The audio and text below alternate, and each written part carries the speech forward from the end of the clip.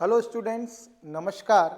और आज हम एक अकाउंट्स का नया टॉपिक स्टार्ट कर रहे हैं और उस टॉपिक का नाम है accounting of partnership firms.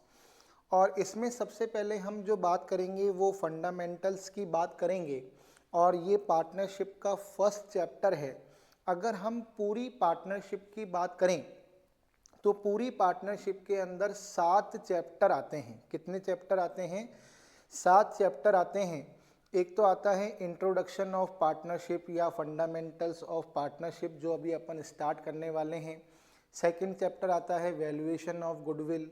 Third chapter आता है change in profit sharing ratio. Fourth chapter आता है admission of a partner. Fifth chapter आता है retirement of a partner.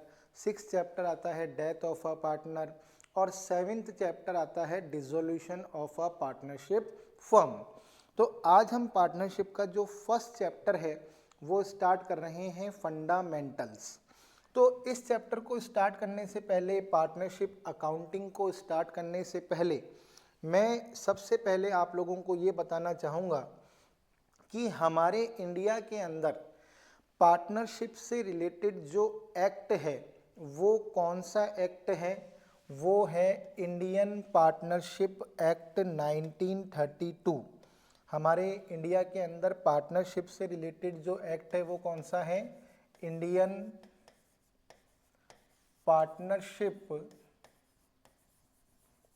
Act 1932।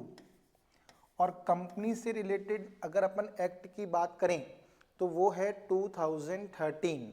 पहले 1956 था लेकिन प्रेजेंट में है 2013। लेकिन अभी हम पार्टनरशिप पढ़ रहे हैं तो पार्टनरशिप से रिलेटेड जो एक्ट है वो है इंडियन पार्टनरशिप एक्ट 1932। अब ये हमारे इंडिया में कब से एप्लीकेबल हुआ? मोस्ट इम्पॉर्टेंट क्वेश्चन है। एग्ज़ाम के अंदर डायरेक्ट आपसे पूछा जा सकता है कि ये हमारे इंडिया के अंदर कब से एप्लीकेबल हुआ। तो हमारा आंसर होगा 1 अक्टूबर 1932। तो हमारे इंडिया के अंदर ये कब से एप्लीकेबल हुआ? 1 अक्टूबर 1932, यानी कि एप्लीकेबल इन इंडिया। क्योंकि अगर हम पहले जम्मू एंड कश्मीर की बात करें तो पहले वहाँ पर नहीं था, लेकिन प्रेजेंट के अंदर ये जम्मू एंड कश्मीर में भी एप्लीकेबल है। तो एप्लीकेबल इन इंडिया कब से एप्लीकेबल हुआ? 1 अक्टूबर 1932 से एप्लीकेबल हुआ। और अगर हम बात करें कि भाई इस एक्ट से पहले पार्टनरशिप के जो प्रोविजंस थे वो किस में थे, तो वो थे इंडियन कॉन्ट्रैक्ट एक्ट 1872 में। कब थे? किस एक्ट के अंदर थे? इंडियन कॉन्ट्रैक्ट एक्ट 1872 के अंदर। पहले पार्टनरशिप से रिलेटेड जब कोई सेपरेट एक्ट नहीं था तो इंडियन पार्टनरशिप यानी कि पार्टनरशिप से रिलेटेड जो प्रोविजंस थे वो इंडियन कॉन्ट्रैक्ट एक्ट 1872 के अंदर थे। लेकिन बाद में फिर गवर्नमेंट ने क्या किया कि पार्टनरशिप के लिए एक सेपरेट एक्ट बना दिया और उस एक्ट का नाम दिया इंडियन पार्टनरशिप एक्ट 1932। और ये हमारे इंडिया में कब से एप्लीकेबल हुआ? 1 अक्टूबर 1932 से जो है ये एप्लीकेबल हुआ। अब पार्टनरशिप को पढ़ने से पहले इसकी डेफिनेशन के ऊपर हम चर्चा कर लेते हैं कि भाई पार्टनरशिप की डेफिनेशन क्या होती है। तो देखिए, पार्टनरशिप की डेफिनेशन की यदि हम लोग बात करें तो ध्यान से देखिएगा कि पार्टनरशिप की डेफिनेशन क्या है।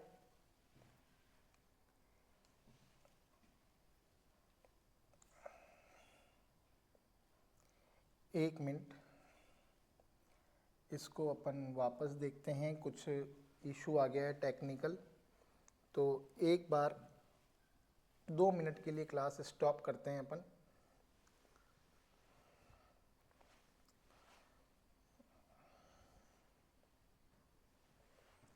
एक बार इसको रीलोड होने दीजिए।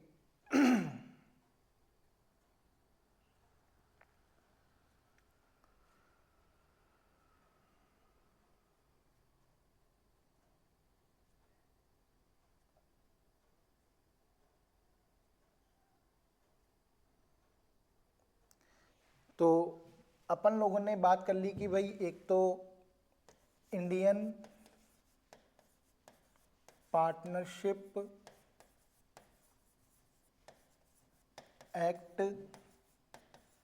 1932, ठीक है, और इंडिया के अंदर कब एप्लीकेबल हुआ, एप्लीकेबल इन इंडिया 1 अक्टूबर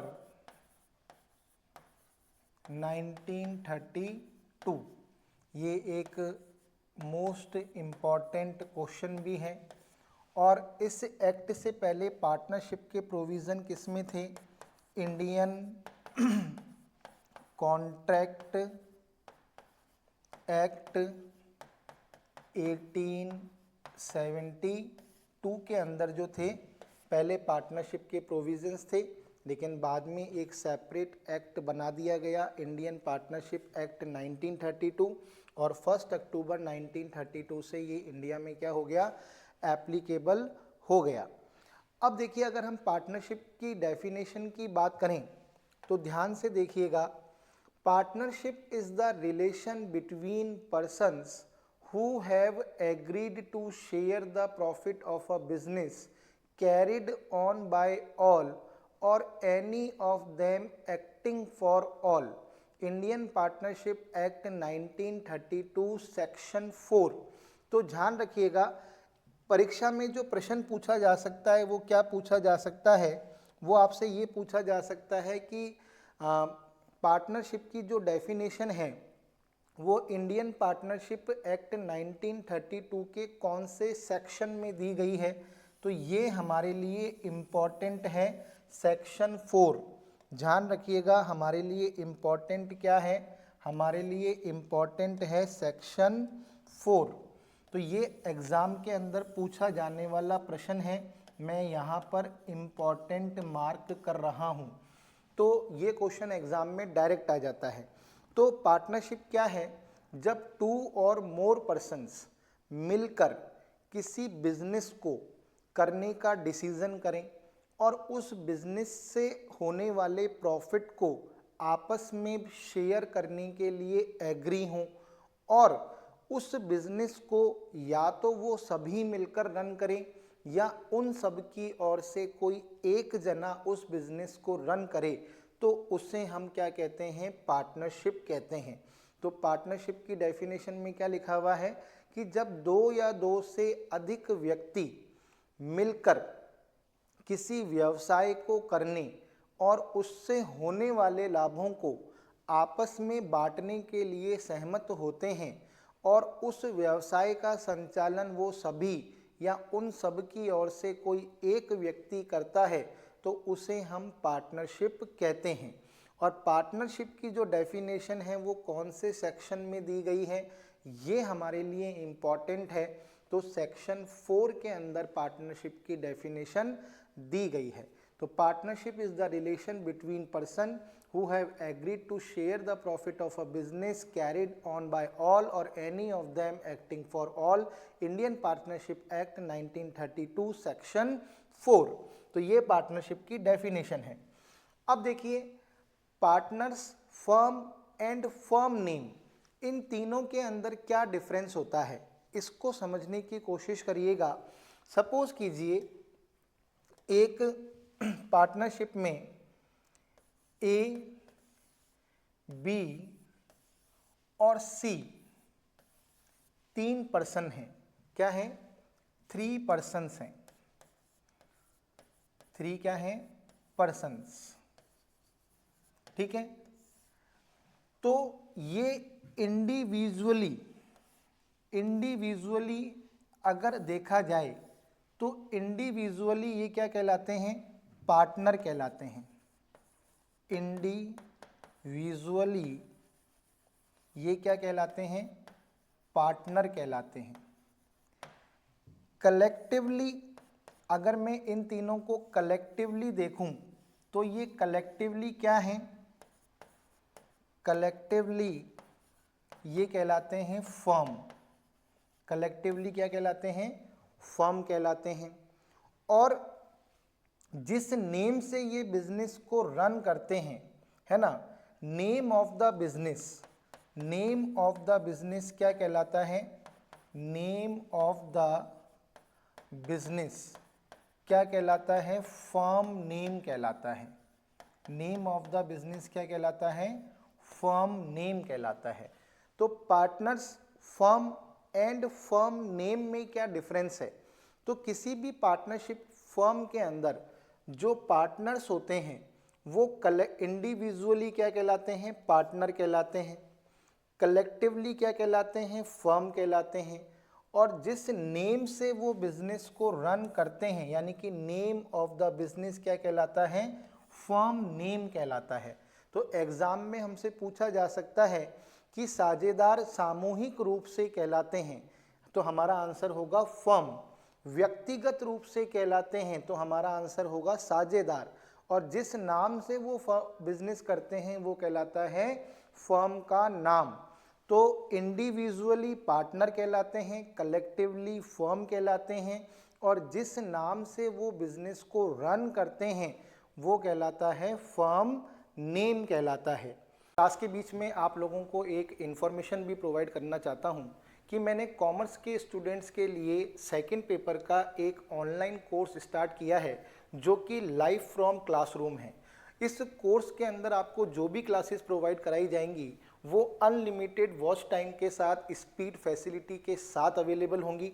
आपको इस कोर्स के अंदर पीडीएफ नोट्स अवेलेबल कराए जाएंगे जो कि प्रिंट फैसिलिटी के साथ आपको अवेलेबल होंगे। इस बैच के अंदर आपको डाउट सेशन क्लासेस भी प्रोवाइड कराई जाएंगी, और इस कोर्स की जो वैलिडिटी होगी वो होगी 1 ईयर, यानी कि एक बार अगर आप इस कोर्स को परचेज कर लेते हैं तो वो 1 ईयर तक आपके पास उसका एक्सेस रहेगा।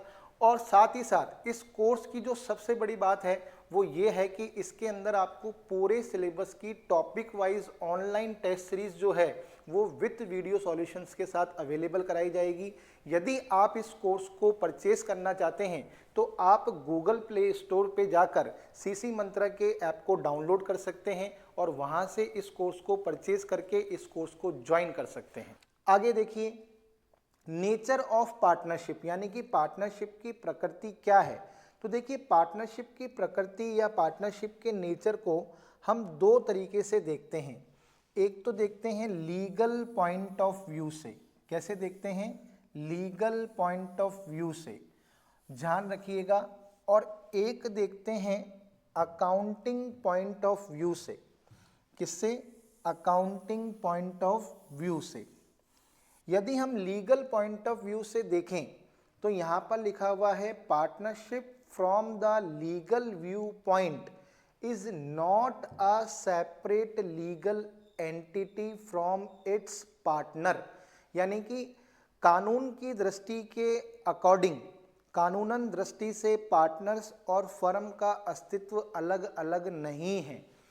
कानून की दृष्टि में पार्टनर और फर्म दोनों का जो अस्तित्व है, जो एंटिटी है, वो अलग अलग नहीं है, सेपरेट लीगल एंटिटी नहीं है।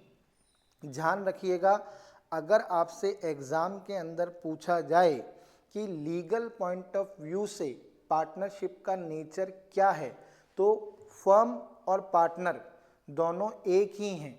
अगर फर्म पे केस हुआ है तो पार्टनर को, इसका मतलब है पार्टनर पर हुआ है, और पार्टनर पर हुआ है इसका मतलब फर्म पे हुआ है। यानी कि लीगल पॉइंट ऑफ व्यू से दोनों की एंटिटी अलग अलग नहीं मानी जाती। लेकिन अकाउंटिंग पॉइंट ऑफ व्यू की बात करें तो हमने 11th में एक कंसेप्ट पढ़ा है, सेपरेट एंटिटी कंसेप्ट। तो अकाउंटिंग पॉइंट ऑफ व्यू के अंदर फर्म और पार्टनर इन दोनों की क्या मानी जाती है, सेपरेट बिजनेस एंटिटी मानी जाती है। यानी कि पार्टनर फर्म के अंदर जो कैपिटल इन्वेस्ट करते हैं उस अमाउंट से जो पार्टनर हैं वो फर्म के क्या कहलाते हैं, क्रेडिटर कहलाते हैं। इसी कंसेप्ट के अकॉर्डिंग हम पार्टनर्स को उनकी कैपिटल के ऊपर इंटरेस्ट देते हैं। इसी कंसेप्ट के अकॉर्डिंग हम पार्टनर से उनकी ड्राइंग के ऊपर इंटरेस्ट चार्ज करते हैं। ठीक है ना। पार्टनर अगर फर्म को लोन देता है तो हम उसे उसके लोन के ऊपर इंटरेस्ट भी देते हैं। तो लीगल व्यू पॉइंट से क्या है, not a separate legal entity, यानी कि कानून की नज़र में फर्म और पार्टनर एक ही हैं। कानून की नज़र में फर्म और पार्टनर एक ही हैं, लेकिन अकाउंटिंग व्यू पॉइंट से फर्म और पार्टनर क्या हैं, अलग अलग हैं। ध्यान रखिएगा, सेपरेट एंटिटी है। कानून की नज़र में फर्म और पार्टनर अलग अलग नहीं हैं, लेकिन अकाउंटिंग व्यू पॉइंट से फर्म और पार्टनर क्या हैं, अलग अलग हैं। बहुत ही इंपॉर्टेंट बात है। तो देखिए, मैंने यहाँ पर आपको दो तीन चीज़ें बता दी। पहली चीज़ मैंने आपको बता दी कि हमारे इंडिया के अंदर पार्टनरशिप से रिलेटेड जो एक्ट है वो है इंडियन पार्टनरशिप एक्ट 1932।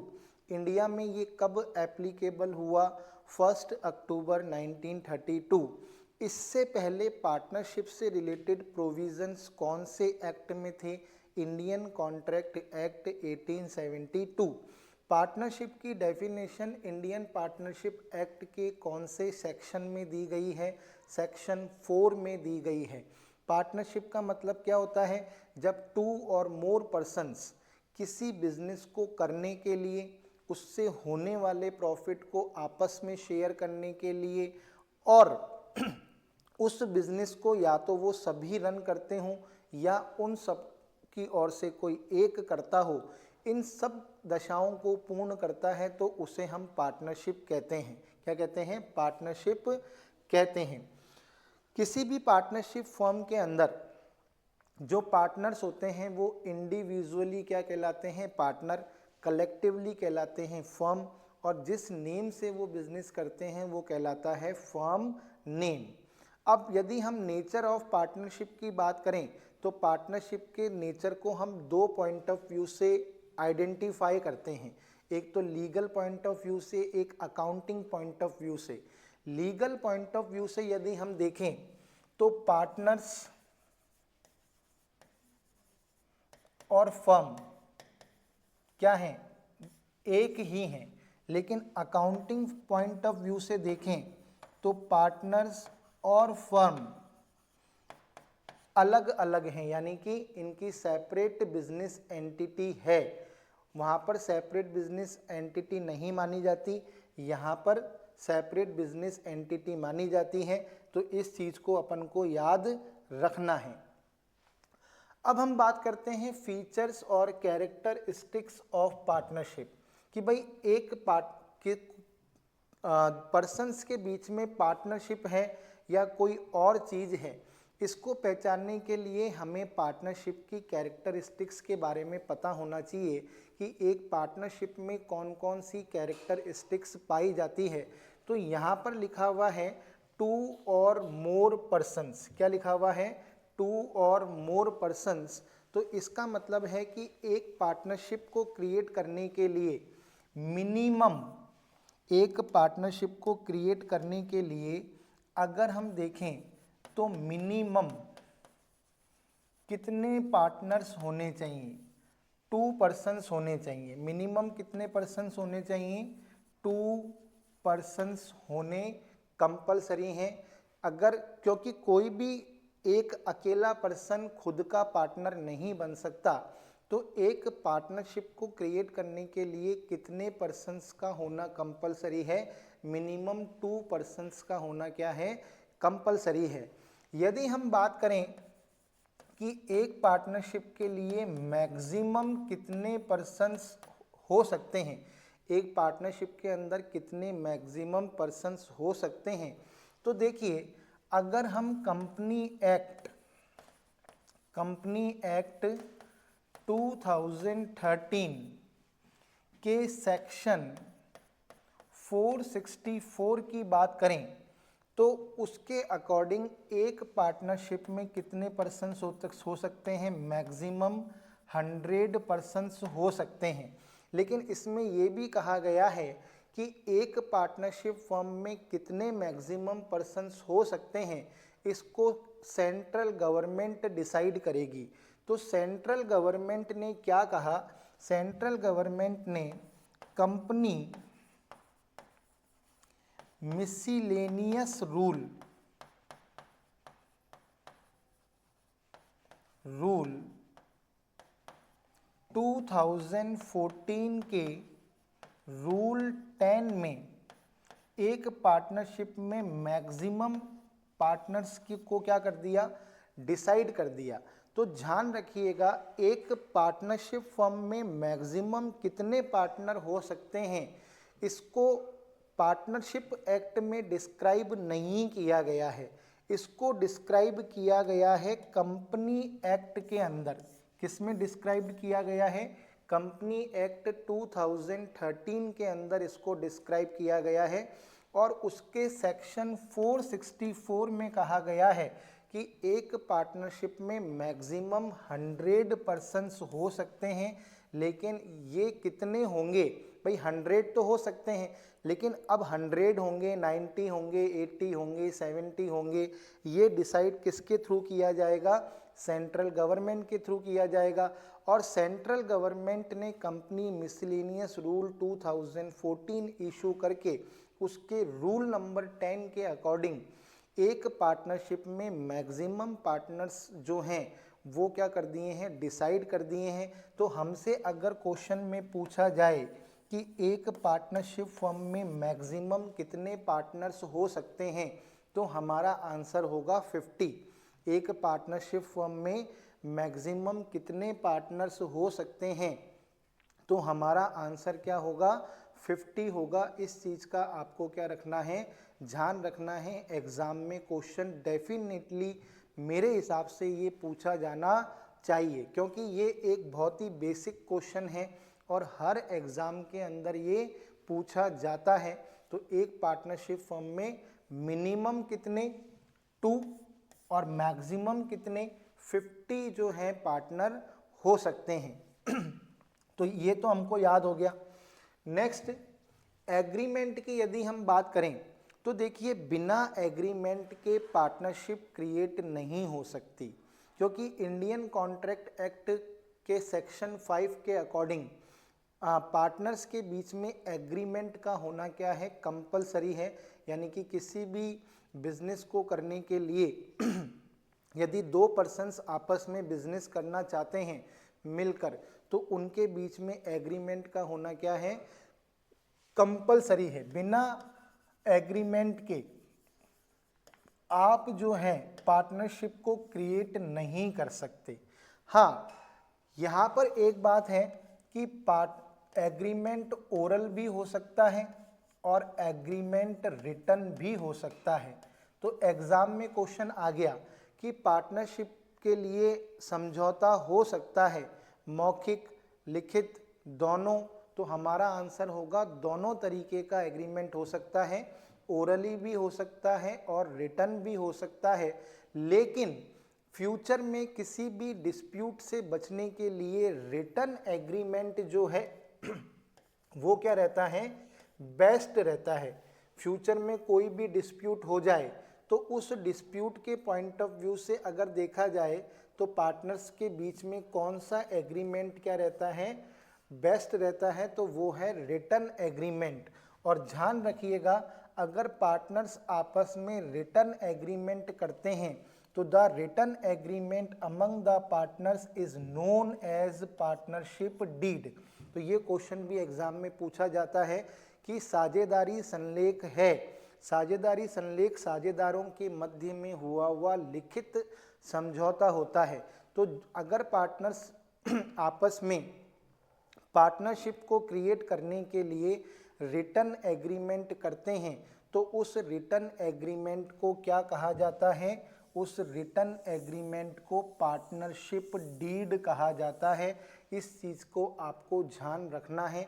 और एग्रीमेंट दोनों तरीके का हो सकता है, ओरली भी हो सकता है और रिटन भी हो सकता है। लेकिन फ्यूचर के पॉइंट ऑफ व्यू से अगर देखा जाए तो रिटन एग्रीमेंट जो है वो बेस्ट होता है और रिटन एग्रीमेंट को ही पार्टनरशिप डीड कहते हैं। इसमें उन सब बातों को लिखा जाता है जो आपको लिखना ज़रूरी है, जैसे कि सबसे पहले पार्टनर्स का नाम, पार्टनर्स के एड्रेस, पार्टनर्स कितनी पूंजी ला रहे हैं, कितनी कैपिटल ला रहे हैं, पार्टनर्स को कैपिटल पर इंटरेस्ट दिया जाएगा कि नहीं दिया जाएगा, पार्टनर्स ड्राइंग जो हैं कर सकते हैं कि नहीं कर सकते हैं, कितनी कर सकते हैं, और इंटरेस्ट ऑन ड्राइंग कितना किया जाएगा, पार्टनर्स को, किसी पार्टनर को एक्स्ट्रा सैलरी दी जाएगी कि नहीं दी जाएगी, कमीशन दिया जाएगा कि नहीं दिया जाएगा, फर्म का नाम क्या होगा, फर्म का पता क्या होगा, address of the firm, name of the firm, हर उन बातों को, प्रॉफिट शेयरिंग रेशियो क्या रहेगा, है ना। तो इन सब बातों का जो डिस्क्रिप्शन है वो पार्टनरशिप डीड के अंदर किया जाता है, ताकि इन फ्यूचर अगर कोई डिस्प्यूट पैदा होता है तो पार्टनरशिप डीड जो है एक एविडेंस का काम करती है। इसलिए पार्टनर्स के बीच में रिटन एग्रीमेंट बेस्ट रहता है। हालांकि वो ओरल एग्रीमेंट भी कर सकते हैं, रिटन एग्रीमेंट भी कर सकते हैं, लेकिन बेस्ट कौन सा रहता है, रिटन एग्रीमेंट रहता है। तो पार्टनरशिप की दूसरी कैरेक्टरिस्टिक क्या हो गई कि पार्टनर्स के बीच में एग्रीमेंट का होना कंपलसरी है। एक पार्टनरशिप फर्म के अंदर मिनिमम 2 और मैक्सिमम जो हैं 50 पार्टनर्स हो सकते हैं। और आपको यहाँ पर ये भी ध्यान रखना है किसके अकॉर्डिंग, कंपनी मिसलेनियस रूल 2014 के रूल 10 के अकॉर्डिंग। और अगर आपसे पूछा जाए कि बताइए कंपनी एक्ट 2013 के सेक्शन 464 में एक पार्टनरशिप में पार्टनर्स की मैक्सिमम लिमिट बताई गई है, तो हमारा आंसर होगा 100। तो हमें वहाँ पर क्वेश्चन की लैंग्वेज को क्या करना पड़ेगा, अच्छी तरीके से पढ़ना पड़ेगा कि वो हमसे किस पॉइंट ऑफ व्यू से क्वेश्चन कर रहा है। तो यहाँ तक क्लियर हो गया होगा। अब हम बात करते हैं थर्ड कैरेक्टरिस्टिक की। तो थर्ड कैरेक्टरिस्टिक है लॉफुल बिजनेस, यानी कि पार्टनरशिप के अंदर किस तरह का बिजनेस किया जा सकता है, लीगल बिजनेस किया जा सकता है, इनलीगल बिजनेस नहीं किया जा सकता। यानी कि जो भी बिजनेस पार्टनरशिप फर्म के अंदर किया जा रहा है या पार्टनरशिप करके किया जा रहा है, वो एक तरीके से कानून की नज़र में क्या होना चाहिए, लीगल होना चाहिए। इनलीगल बिजनेस को करने की परमिशन पार्टनरशिप में नहीं है। और यदि पार्टनरशिप किसी इनलीगल बिजनेस को करने के लिए क्रिएट की गई है तो उस बिजनेस को पार्टनरशिप के अंदर काउंट नहीं किया जाएगा, उस बिजनेस को पार्टनरशिप के अंदर काउंट नहीं किया जाएगा। इस चीज़ का आपको ध्यान रखना है। नेक्स्ट जो है वो नेक्स्ट क्या है कि पार्टनर्स के बीच में प्रॉफिट्स का डिवीजन होना, प्रॉफिट डिस्ट्रीब्यूट होना कंपलसरी है। पार्टनरशिप के अंदर प्रॉफिट डिस्ट्रीब्यूट होना, एक मिनट, पार्टनर्स के बीच में प्रॉफिट डिस्ट्रीब्यूट होना क्या है, कंपलसरी है। लेकिन लॉस का डिस्ट्रीब्यूट होना, लॉस का डिस्ट्रीब्यूट होना नॉट कंपलसरी, यानी कि ये कंपलसरी नहीं है। किसी भी पार्टनर को लॉस से एग्जेम्प्ट किया जा सकता है। तो ध्यान रखिएगा, प्रॉफिट शेयरिंग जरूरी है, लॉस शेयरिंग जरूरी नहीं है। क्योंकि हम गारंटी ऑफ प्रॉफिट के अंदर पढ़ते हैं कि हम किसी भी पार्टनर को लॉस से क्या कर सकते हैं, एग्जेम्प्ट कर सकते हैं, लेकिन प्रॉफिट से एग्जेम्प्ट नहीं किया जा सकता। इसलिए पार्टनरशिप की ये एक क्वालिटी है कि पार्टनर्स के अंदर प्रॉफिट का डिस्ट्रीब्यूट होना क्या है, कंपलसरी है। लॉस का डिस्ट्रीब्यूट होना कंपलसरी नहीं है। इस चीज को आपको ध्यान रखना है।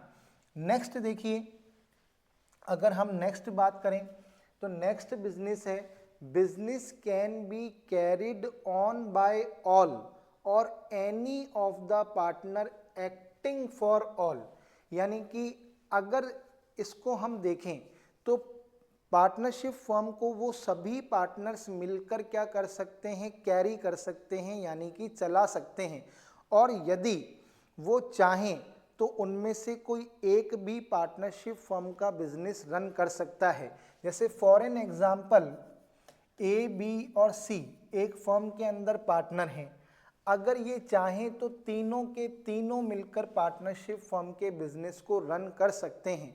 लेकिन अगर ये चाहें तो इन तीनों में से कोई एक भी क्या कर सकता है, पार्टनरशिप फर्म के बिजनेस को रन कर सकता है।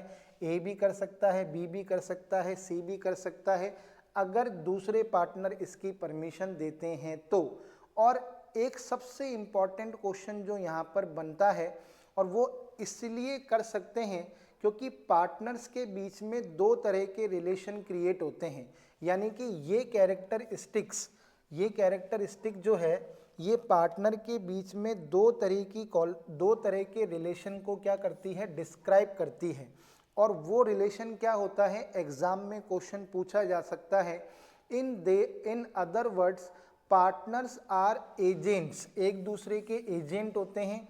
As well as the principals, यानी कि एक दूसरे के स्वामी भी होते हैं। यानी कि पार्टनर के बीच में एजेंसी का रिलेशन होता है या एजेंट का रिलेशन होता है और प्रिंसिपल्स का रिलेशन होता है। यदि हम एज एन एजेंट की बात करें, he represent other partners and thereby binds them through his act. यानी कि एक पार्टनर दूसरे पार्टनर को रिप्रेजेंट करता है और अपने द्वारा किए जाने वाले कार्य से वो उसको भी क्या करता है, बाउंड करता है। As a principal he is bound by the act of other partner, और साथ ही साथ वो अदर पार्टनर्स के द्वारा किए जाने वाले कार्य से खुद भी बाउंड होता है। तो पार्टनर्स के बीच में दो तरह के रिलेशन पाए जाते हैं, एजेंट का और प्रिंसिपल का, यानी कि हम प्रतिनिधि का और स्वामी का, दो तरह के रिलेशन पार्टनर्स के बीच में मिलते हैं। इसलिए पार्टनरशिप फर्म को सभी पार्टनर मिलकर भी चला सकते हैं और उन सब की ओर से कोई एक पार्टनर भी पार्टनरशिप फर्म को क्या कर सकता है, चला सकता है। और ये क्वेश्चन बहुत ज़्यादा क्या है, इम्पॉर्टेंट है। एग्जाम के अंदर ये क्वेश्चन जो है बहुत बार पूछा भी गया है कि पार्टनर्स के बीच में किस तरह का रिलेशन होता है।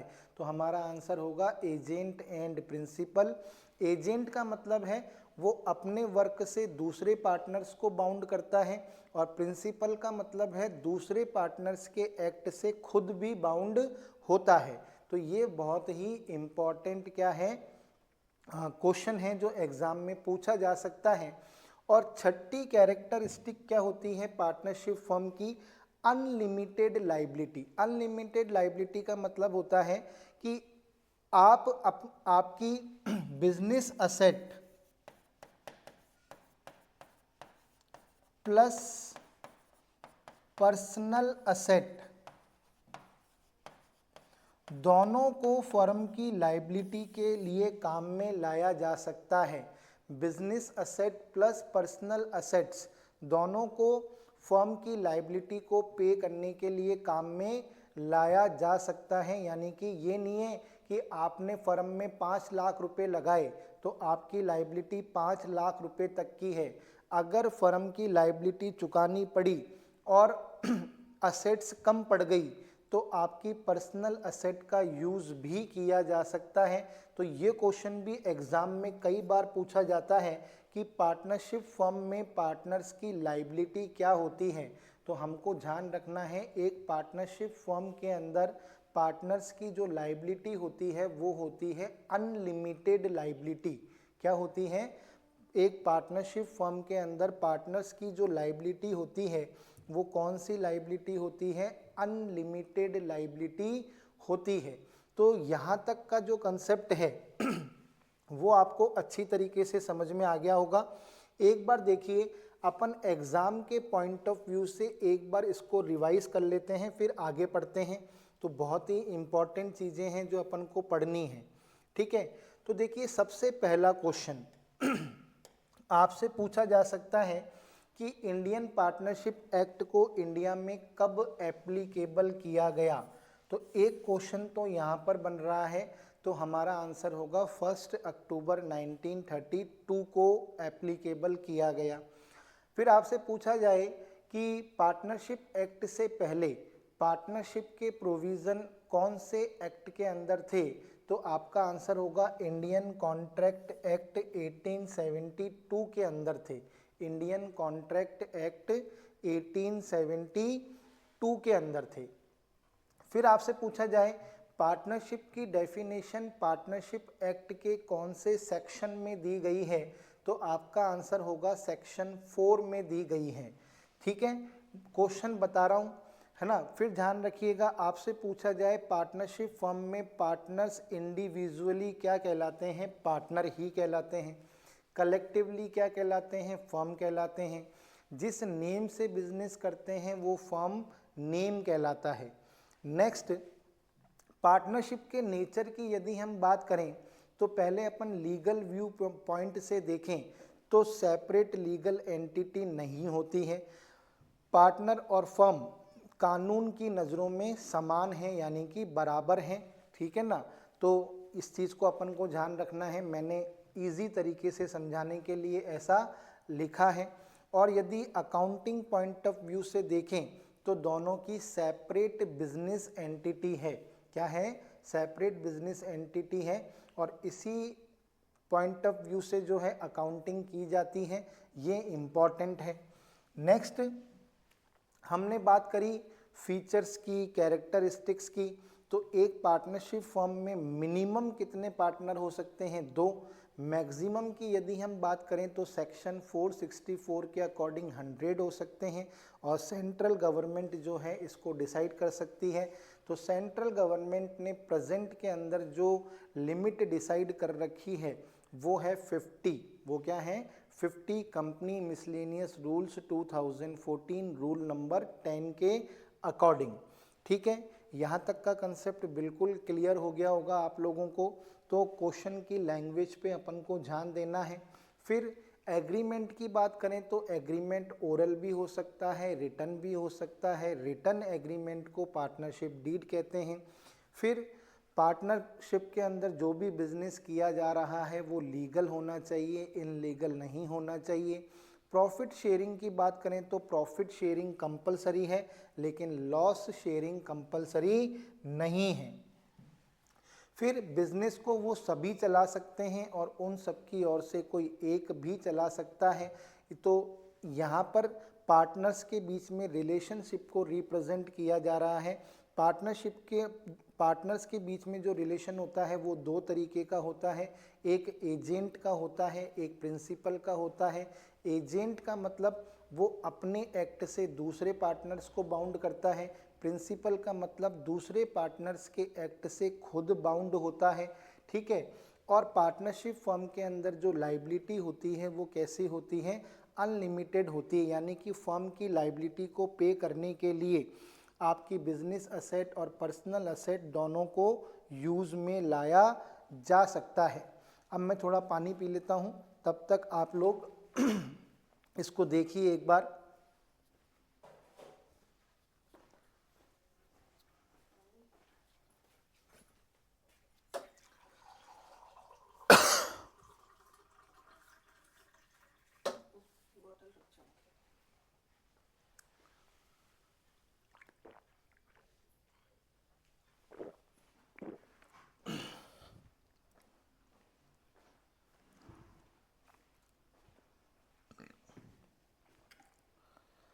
तो यहाँ तक का कंसेप्ट क्लियर हो गया होगा आपका।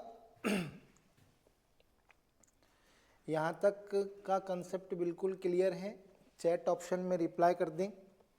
अब देखिए राइट ऑफ पार्टनर्स। भाई एक पार्टनरशिप फर्म के अंदर एक पार्टनर को कौन कौन से राइट्स होते हैं।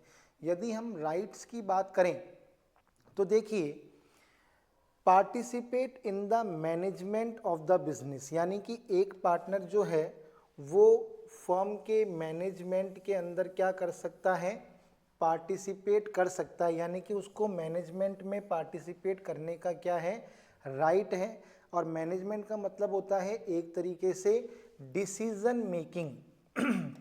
मैनेजमेंट के अंदर एक तरीके से किस तरह का राइट है, डिसीजन मेकिंग का राइट है, यानी कि वो भी अपना मत, अपना डिसीजन जो है वो रख सकता है।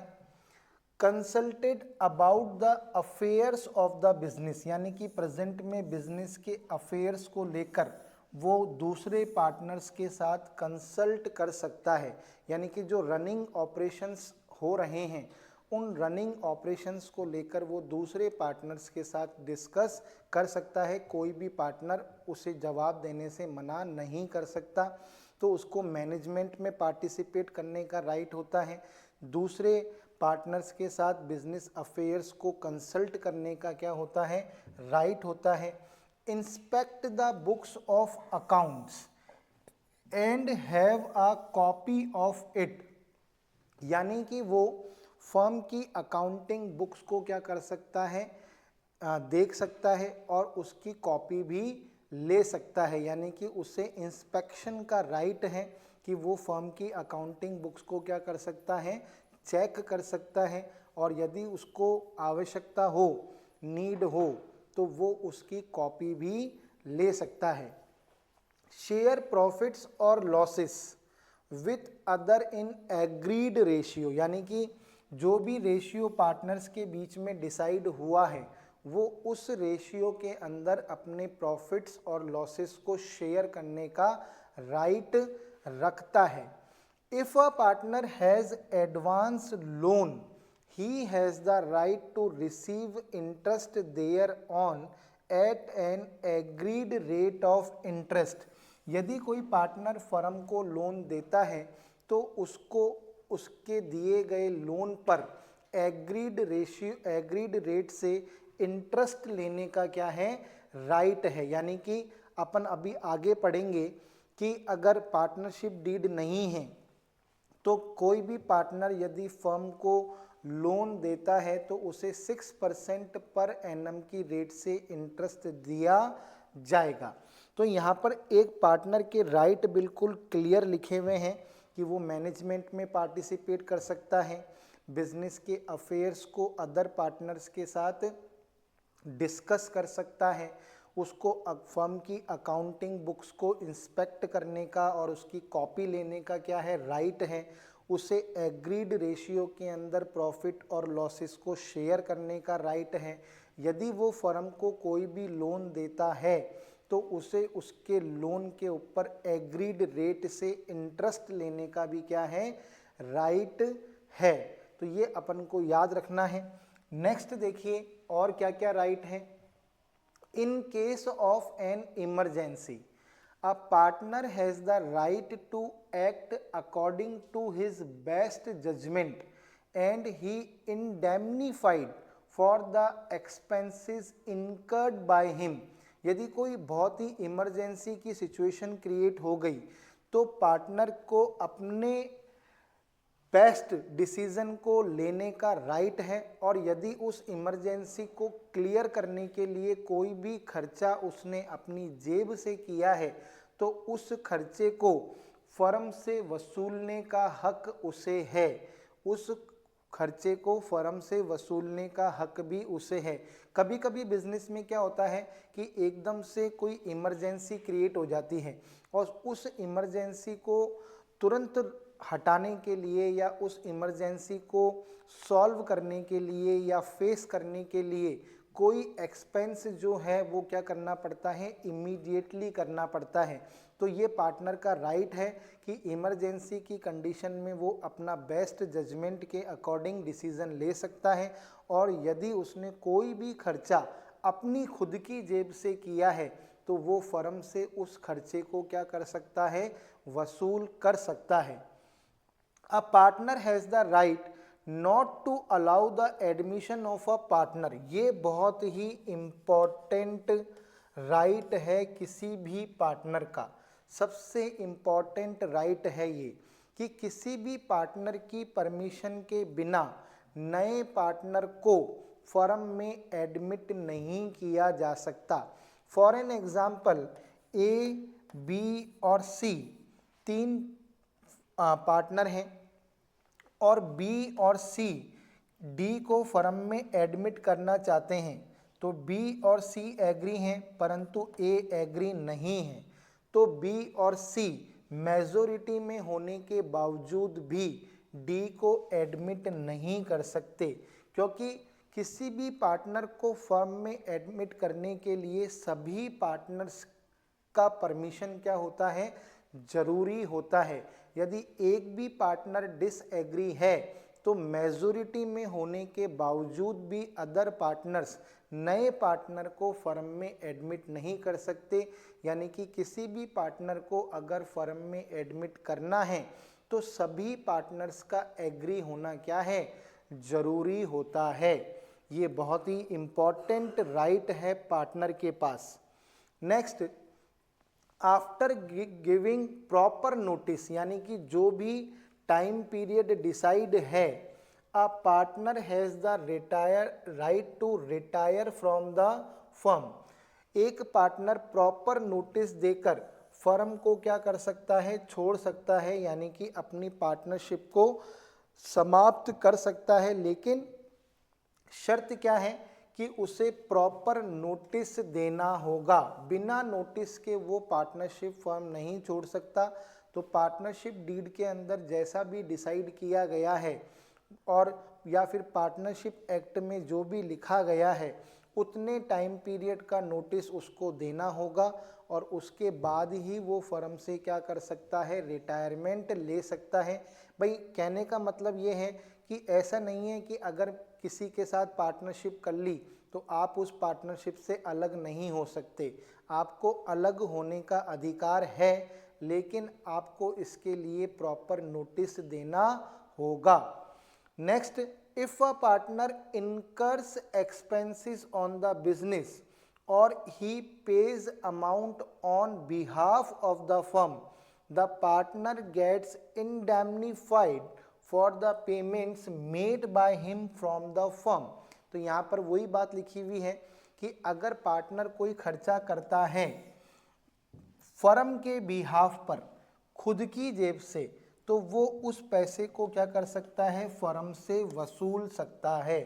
तो भाई ये तो कॉमन सेंस की बात है कि आज कोई खर्चा मैंने अपनी जेब से फर्म के लिए कर दिया तो फर्म मुझे उसका क्या करेगी, रीपेमेंट करेगी और रीपेमेंट लेने का अधिकार मुझे है। तो पार्टनर को ये राइट जो हैं दिए गए हैं।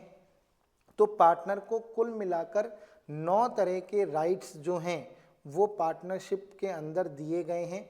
एक तो मैनेजमेंट में पार्टिसिपेट करने का राइट, एक अफेयर्स को डिस्कस करने का राइट, एक अकाउंटिंग बुक्स को इंस्पेक्ट करने का, कॉपी लेने का राइट, एक प्रॉफिट और लॉस को एग्रीड रेशियो में बांटने का राइट, यदि कोई लोन वो फर्म को देता है तो उस पर इंटरेस्ट लेने का राइट, इमरजेंसी की कंडीशन में कोई खर्चा खुद की जेब से कर देता है तो उसे फर्म से वसूलने का राइट, और बिना उसकी अनुमति के किसी भी नए पार्टनर को फर्म में एडमिट नहीं किया जा सकता, इस तरह का राइट।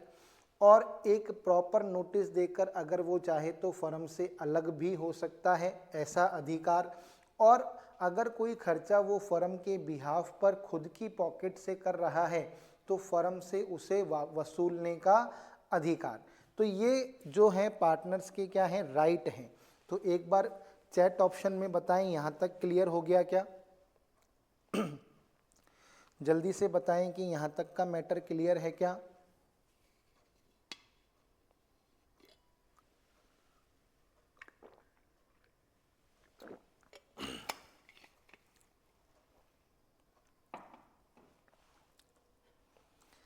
अब देखिए next, provisions affecting accounting treatment in the absence of partnership deed. यानी कि अब हम उन प्रोविजंस के बारे में, अकाउंटिंग प्रोविजंस के बारे में पढ़ेंगे जो पार्टनरशिप डीड की एब्सेंस में एप्लीकेबल किए जाते हैं। सपोज कीजिए मुझे किसी पार्टनरशिप फर्म की अकाउंटिंग करनी है, तो मैं सबसे पहले पार्टनर्स से कहूँगा कि भाई आप मुझे अपनी पार्टनरशिप डीड दीजिए, उसके अकॉर्डिंग ही तो मैं अकाउंटिंग करूँगा। तो वो कहेंगे कि भाई हमारे पास तो ना तो हमने कोई ओरल हमारे पास तो जो डीड है वो है ही नहीं, यानी कि कहने का मतलब किसी चीज को लेकर अगर उन्होंने कोई डीड नहीं बनाई है या डीड में उस बात का उल्लेख नहीं है या उसके बारे में कुछ भी डिस्क्रिप्शन नहीं है, तो ऐसी कंडीशन के अंदर अकाउंटेंट क्या करता है, इंडियन पार्टनरशिप एक्ट 1932 के प्रोविजंस को क्या करता है, अप्लाई करता है। क्या करता है, अप्लाई करता है।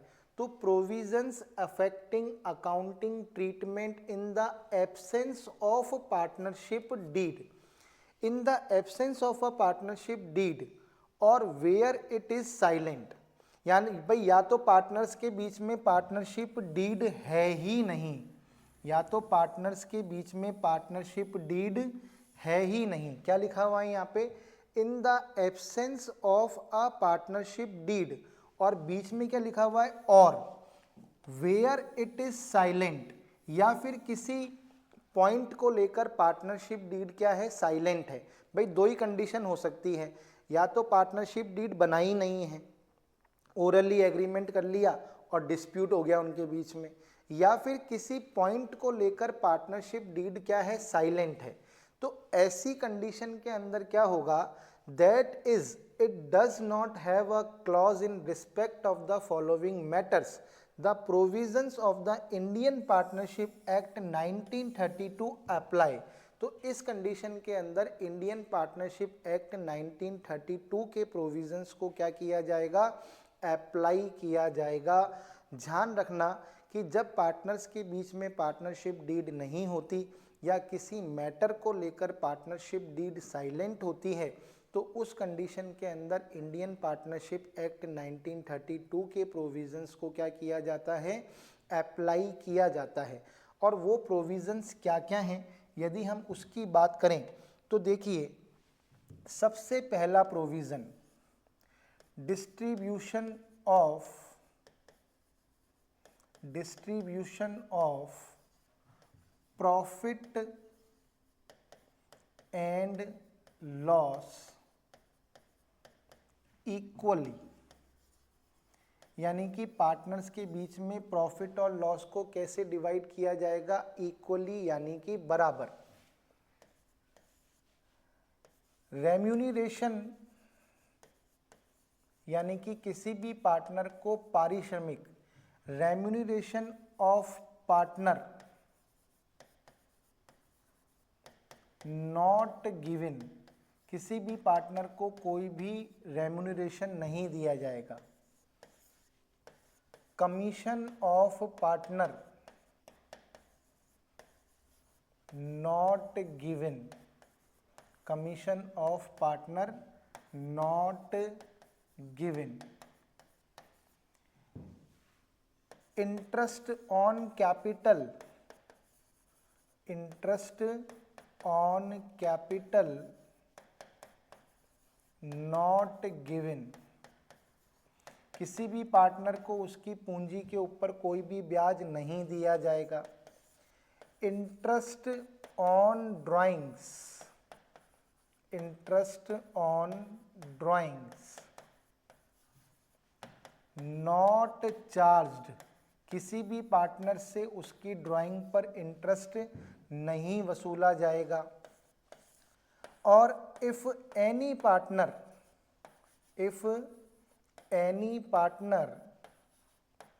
Given a loan to the firm, यदि कोई पार्टनर फर्म को लोन देता है, if any partner given a loan to the firm, interest will be charged, interest will be charged at the rate of 6% per annum। तो ये 6 provisions जो हैं आपको याद रखने हैं, एग्ज़ाम के अंदर इसी के अकॉर्डिंग आपसे क्वेश्चन पुटअप किया जा सकता है कि बताइए ऐसे कौन से प्रोविजंस हैं जो पार्टनरशिप डीड की एब्सेंस के अंदर अकाउंटिंग पॉइंट ऑफ व्यू से यूज़ किए जाते हैं। तो हमें ध्यान रखना है कि जो प्रॉफिट और लॉस है वो पार्टनर्स के बीच में इक्वली डिस्ट्रीब्यूट किया जाता है। यदि किसी पार्टनर को सैलरी कि अगर क्वेश्चन है तो किसी भी पार्टनर को कोई भी सैलरी नहीं दी जाएगी। अगर विवाद कमीशन को लेकर है तो किसी भी पार्टनर को कोई कमीशन नहीं दिया जाएगा। अगर विवाद इंटरेस्ट ऑन कैपिटल को लेकर है तो किसी भी पार्टनर को उसकी कैपिटल पर कोई इंटरेस्ट नहीं दिया जाएगा।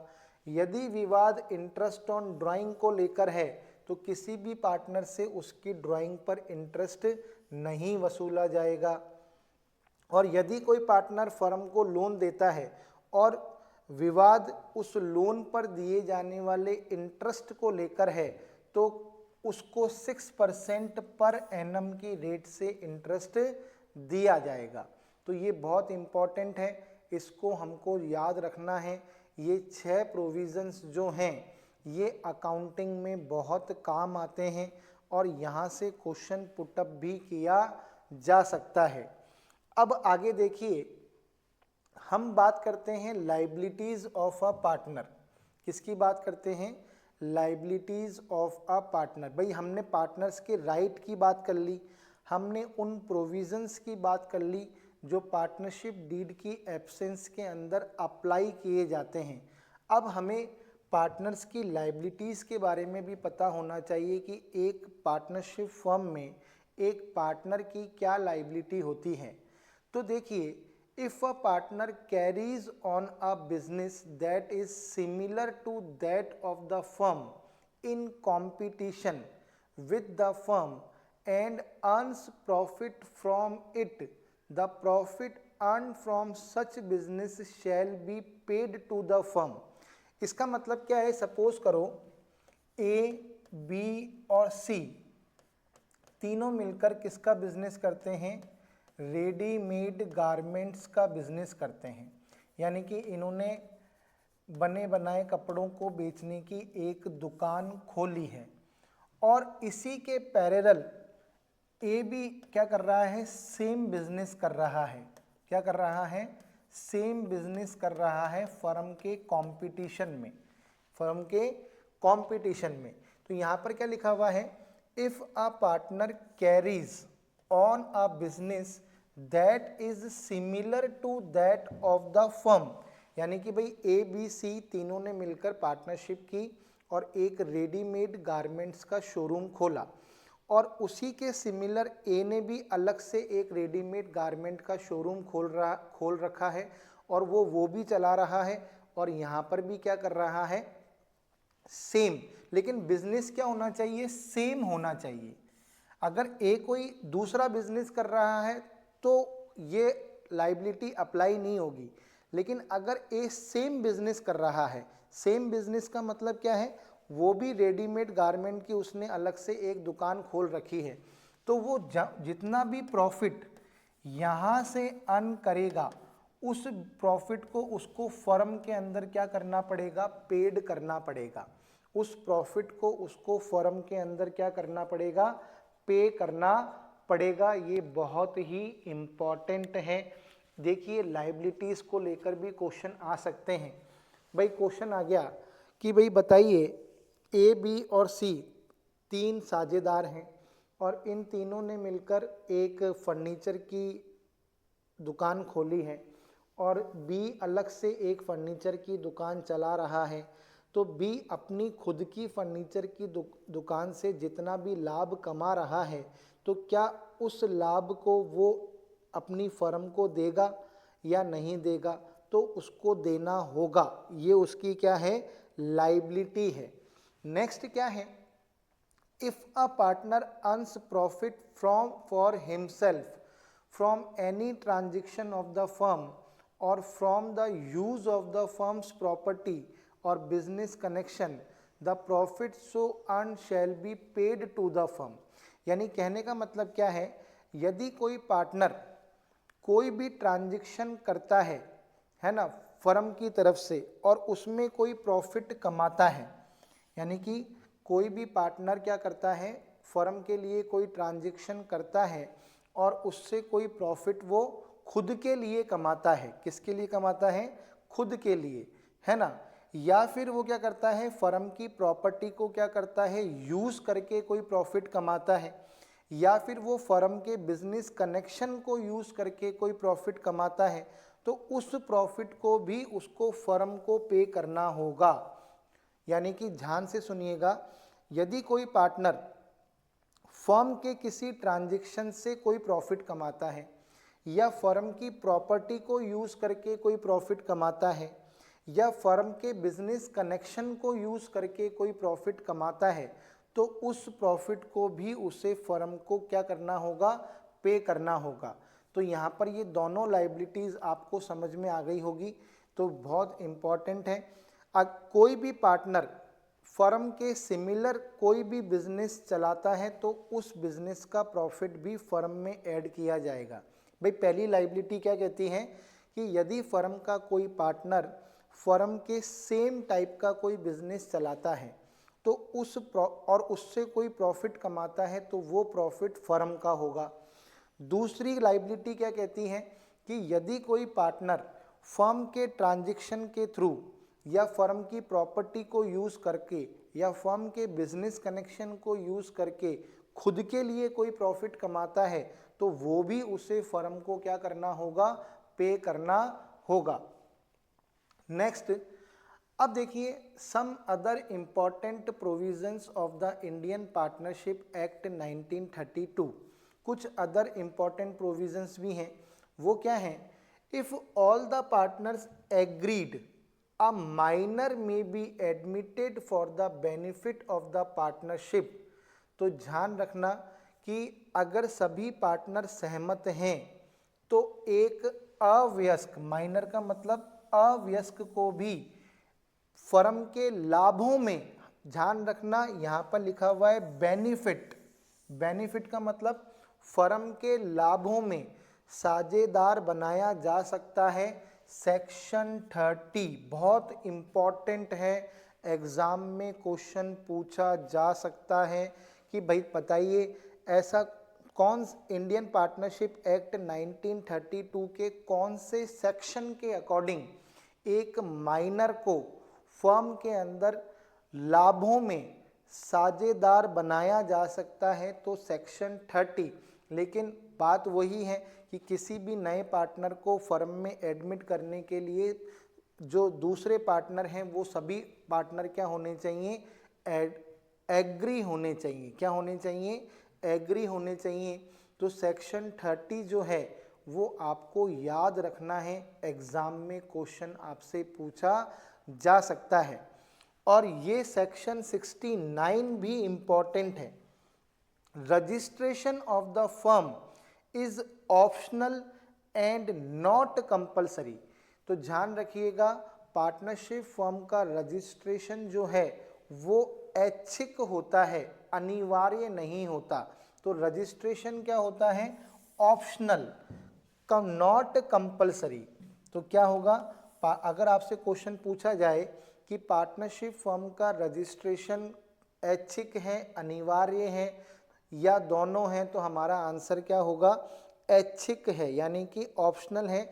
यदि पार्टनर्स चाहते हैं तो वो फर्म का रजिस्ट्रेशन करा सकते हैं और वो चाहते हैं तो नहीं भी कराएं, तो उससे कोई फ़र्क नहीं पड़ता। लेकिन हाँ, रजिस्ट्रेशन कराना बेस्ट रहता है क्योंकि रजिस्ट्रेशन कराने से कई बेनिफिट्स जो हैं वो फर्म को मिल जाते हैं। तो अपन इसके बारे में चर्चा आगे और डिटेल से करेंगे। लेकिन सेक्शन 30 और सेक्शन 69 जो है ये बहुत ही इम्पॉर्टेंट सेक्शन है, इस चीज़ का आपको ध्यान रखना है। सेक्शन 30 जो है वो माइनर पार्टनर से रिलेटेड है, सेक्शन 69 जो है वो पार्टनरशिप फर्म के रजिस्ट्रेशन से रिलेटेड है। किससे रिलेटेड है? रजिस्ट्रेशन से रिलेटेड है। तो देखिए यहाँ पर अगर अपन देखें तो एक तरीके से, ये तो खैर मैंने एक रिवीजन की स्लाइड बना रखी है, तो एक बार अपन ने अभी तक जितना पढ़ा है फटाफट से एक बार रिवाइज कर लेते हैं। देखो बच्चों, बहुत ही इम्पॉर्टेंट चीज़ें हैं, अपन इसको रिवाइज कर लेते हैं। फिर 1 घंटे बाद अपन एक क्लास और लेंगे। क्या आप इसके लिए एग्री हैं कि अपन 1 घंटे बाद एक क्लास और ले सकते हैं क्या? जल्दी से मुझे बताएं कि 1 घंटे बाद अपन एक क्लास और ले सकते हैं क्या, क्योंकि मेरा जो है लगातार 2 घंटे जब पढ़ाता हूँ तो थोड़ा सा गला जो है वो चौक हो जाता है। तो क्या अपन 1 घंटे के बाद एक क्लास और ले सकते हैं? एक आंसर तो मेरे पास आ गया है, लेकिन फिर भी रिवीजन जरूरी है। तो देखिए, अगर आपसे पूछा जाए इंडियन पार्टनरशिप एक्ट 1932 कब से एप्लीकेबल हुआ? 1 अक्टूबर 1932 से। इससे पहले इसके प्रोविज़न किस में थे? इंडियन कॉन्ट्रैक्ट एक्ट 1872 में। इंडियन पार्टनरशिप एक्ट के कौन से सेक्शन में पार्टनरशिप की डेफिनेशन है? सेक्शन 4 के अंदर। पार्टनरशिप फर्म के अंदर पार्टनर जो हैं वो इंडिविजुअली क्या कहलाते हैं? पार्टनर। कलेक्टिवली क्या कहलाते हैं? फर्म। और अगर जिस नाम से वो बिजनेस करते हैं वो कहलाता है फर्म नेम। फिर लीगल व्यू पॉइंट से पार्टनर और फर्म दोनों क्या होते हैं? बराबर होते हैं, यानी कि इनकी सेपरेट लीगल एंटिटी नहीं होती है।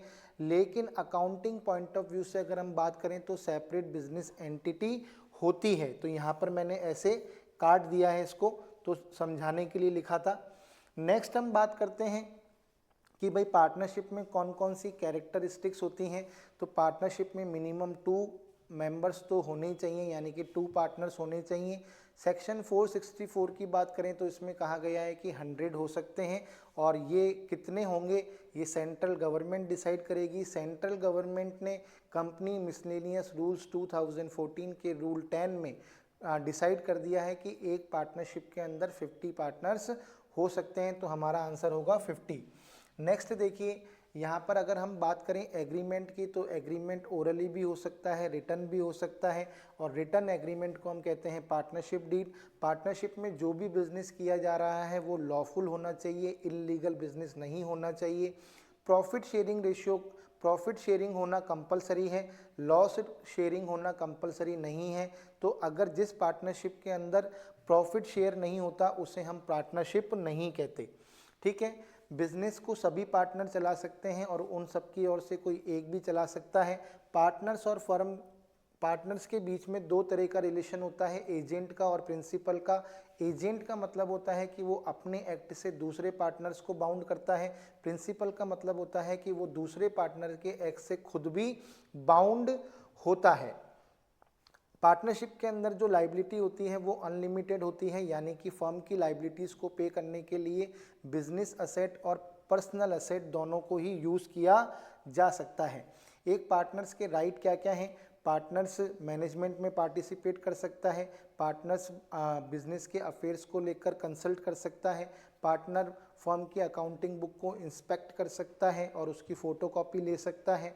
पार्टनर्स जो है एग्रीड रेशियो के अंदर प्रॉफिट और लॉस शेयर कर सकता है। यदि वो फर्म को कोई भी लोन देता है तो वो एग्रीड रेट से इंटरेस्ट लेने का हक रखता है, और यदि इमरजेंसी की कंडीशन के अंदर वो कोई भी एक्सपेंसेस पे करता है तो वो फर्म से वसूल सकता है।